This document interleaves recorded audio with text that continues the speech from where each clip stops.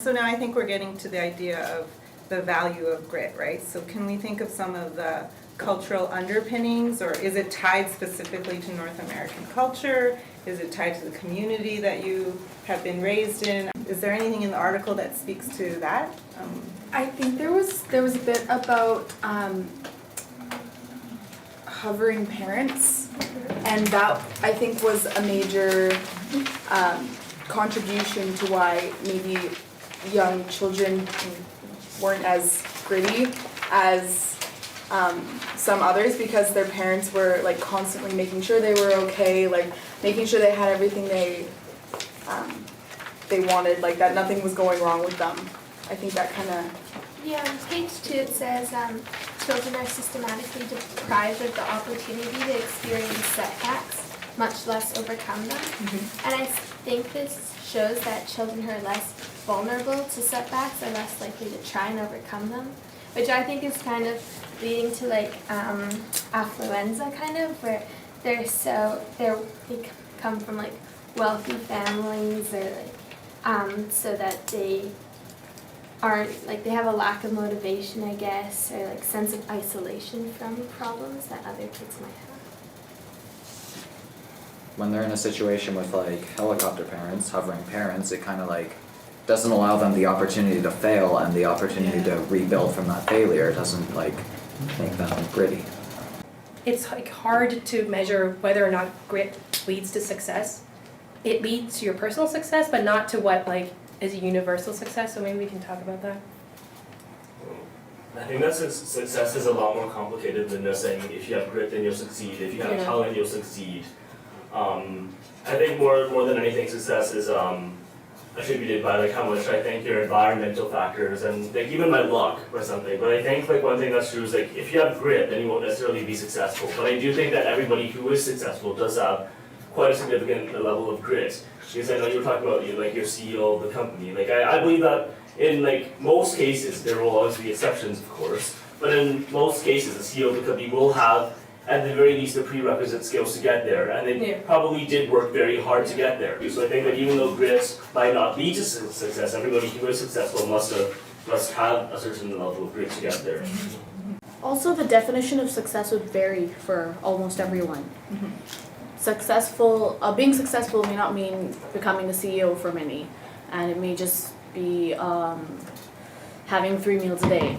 I think that goes back to Ms. Kim's point too about the cultures. Like obviously somebody who has to face more like problems in life, they would develop a better sense of grit probably and perseverance than somebody who is more wealthy and isolated from problems. That's kind of speaking to your idea of affluenza, right? Yeah. Absolutely.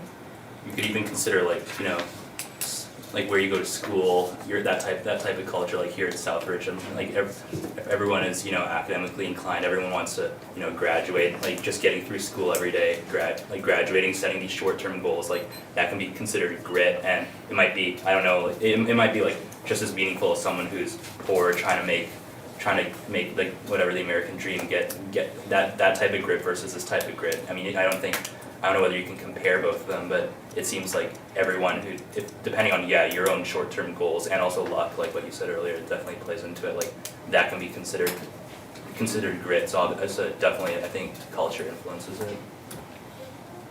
So what people are saying is that grit is a relative term, and for different people it can mean different things. As well as success. Yeah, and also success. In modern society, and the article also mentioned this at the end, maybe there are more risks involved in, you know, following your passion or following one path down the road than ever before. Yeah, let's look at that section actually. That was really important here. Somebody read that out for us? Or the ability to stick unswervingly to a single superordinate goal over a period of years. Duckworth mentions a journalist who chose his path precisely because it was clear how to get from A to B to C to D. But that describes journalism maybe 15 years ago, which made me wonder, how well does this approach basically pick one long-range goal, keep your head down, and don't take a sideways step? hold up in an economy where career paths can twist and even vanish with little warning. Shouldn't you keep your head up, ready for the next pivot?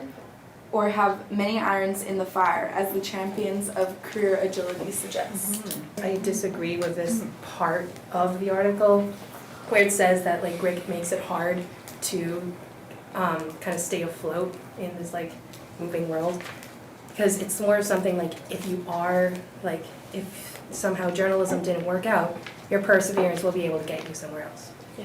It made me question which was better, like grit or flexibility, or whether it was like best to have both, or if they worked together. I don't know what you guys think about that. I think they work together.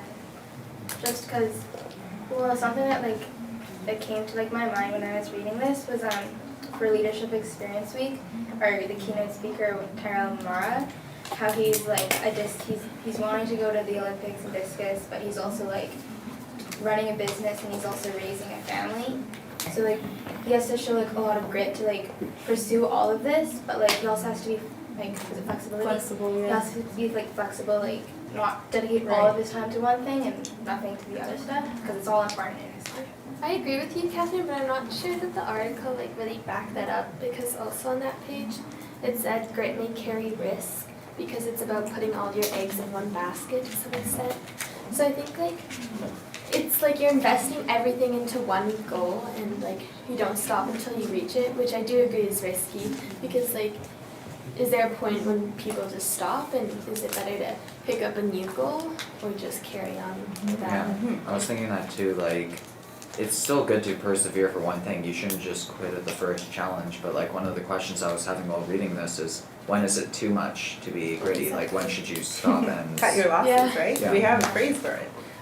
I think it must work with being flexible, because a lot of times it could be confused with being stubborn and adamant.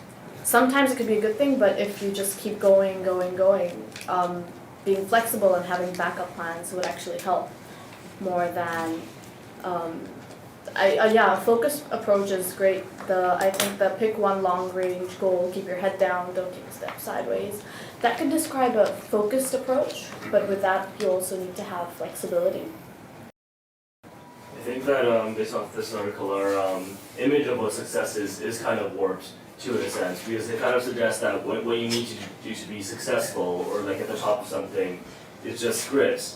But then, you know, for every, like, for example, Yo-Yo Ma says, there's also like thousands of cellists who are just as gritty as he is, but who aren't successful and might be homeless and unemployed because they haven't fallen under the right circumstances. In the end, like, it matters more that you're happy with where you are in life than it is how gritty you are, because that's ultimately what the point is. Yeah, adding on to what Harry said, to be successful, grit isn't like the only thing. It's not like grit equals success. I think you also need, besides grit, you also need to be adaptive to like modern society. Grit may not equal to success, but you think grit is essential to have success?